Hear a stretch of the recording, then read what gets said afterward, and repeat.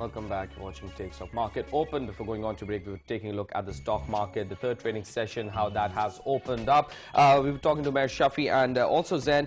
We were talking about the FDI numbers pouring in yesterday. Now, the growth outlook for Pakistan remains to be still somewhat weak because due to the law and order situation, due to political uncertainties, due to a lot of other uncertainties looming over the national economy, foreign direct investment coming into Pakistan has taken a dip of 57%. True, and this coming after the last 5 years of Pakistan being the favorite destination for foreign investors coming into Pakistan and pouring intense amount of money in all sorts of sectors, especially the E&P sector and the telecom sector, which saw a great boom in the past 5 years on account of the stable policies of the government as well as the stable another situation of the country. And along with that, we saw stable growth outlook and stable growth for the economy of Pakistan. But however, unfortunately, in the past year, based on the global financial crisis, the domestic shocks which Pakistan has seen on account of shortages in power and other infrastructure, as well as the poor law and order situation. If we take a look at figures now coming in for the between July and August of this particular year, Pakistan has seen a decline of about 57%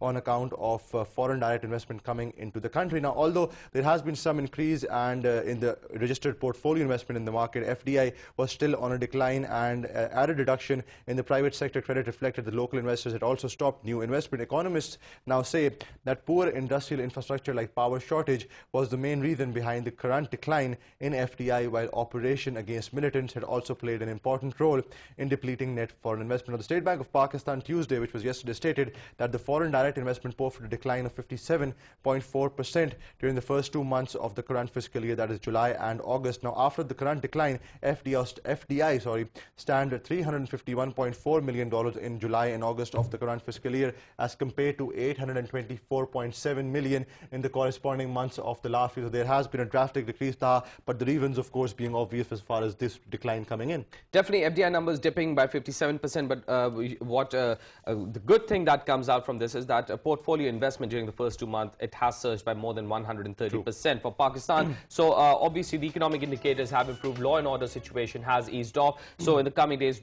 experts and economists who are here in Pakistan and international experts are saying that FDI numbers would likely increase for Pakistan, given the fact inflationary pressure should be kept low, law and order needs to be addressed, and these frequent power outages need to be addressed on a very quick basis. Absolutely, and those are certain problems the country has been facing for a long time. For growth in the future and for getting a chunk of the market share once again, Pakistan needs to curb these problems. The government says that it is pretty resilient on solving these problems. We certainly hope that these aren't promises, but something on account of physical work is also being done on that account. And that brings us to the end of the show today. Profit-taking element continuing at the market. Dull activity once again on the third trading session. We'll keep you updated on the market all throughout the day and give you a complete analysis at 2:30 p.m. But till then, you're more than welcome to write to us at takestock@dawnnews.tv for any suggestions or feedback. Till 2:30 p.m. from me, Zain Suhrawardy. From me, Taha Siddiqui, and rest of the Market Open team. Take care and have a good day.